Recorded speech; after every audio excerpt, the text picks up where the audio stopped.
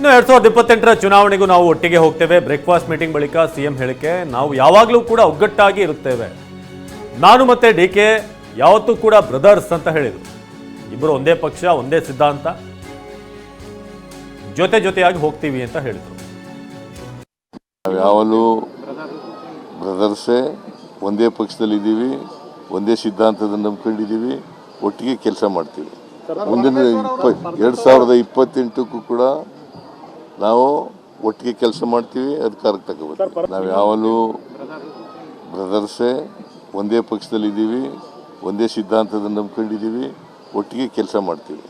ಮುಂದಿನ 2028ಕ್ಕೂ ಕೂಡ ನಾವು ಒಟ್ಟಿಗೆ ಕೆಲಸ ಮಾಡ್ತೀವಿ, ಅಧಿಕಾರಕ್ಕೆ ತಗೋಬೇಕು. ನಾವು ಯಾವಾಗಲೂ ಬ್ರದರ್ಸೇ, ಒಂದೇ ಪಕ್ಷದಲ್ಲಿದ್ದೀವಿ, ಒಂದೇ ಸಿದ್ಧಾಂತದ ನಂಬ್ಕೊಂಡಿದ್ದೀವಿ, ಒಟ್ಟಿಗೆ ಕೆಲಸ ಮಾಡ್ತೀವಿ.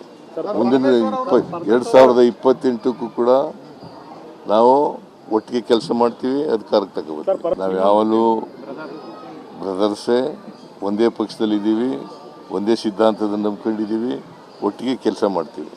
ಮುಂದಿನ 2028ಕ್ಕೂ ಕೂಡ ನಾವು ಒಟ್ಟಿಗೆ